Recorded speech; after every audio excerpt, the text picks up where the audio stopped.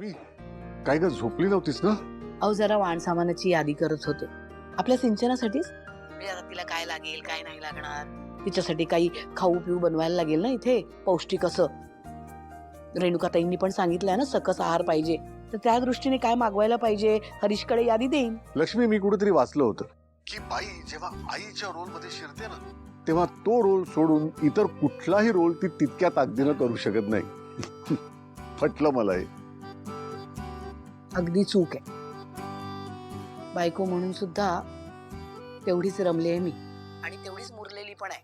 मला सांगा, दूध पिऊन झालं का तुमचं कपभर?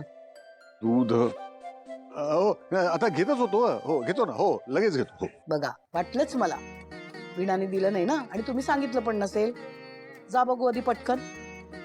हो लक्ष्मी, दूध आहे ग. मोठ्यावरच घेऊ नका, आपल्या विणाने ना विरजण लावलं असेल, फ्रीज मध्ये असेल बघा. ठीक आहे, फ्रीज मध्ये घेतो.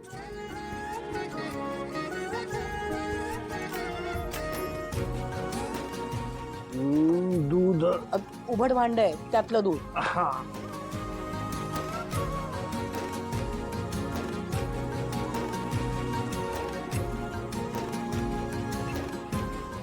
गरम करून घ्या थोडं. गरम करतो दूध.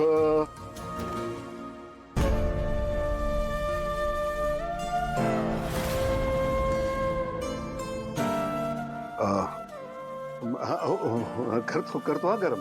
हा जरा कप शोधतो का. हा मिळाला. हा आता गॅस लावतो हा लक्ष्मी.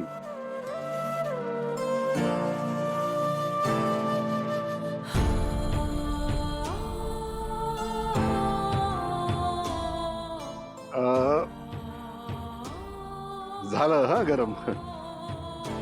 हा हा जास्तच गरम झालं ग. हो जरा कपड्याने घेतो, पातेलं धरतो.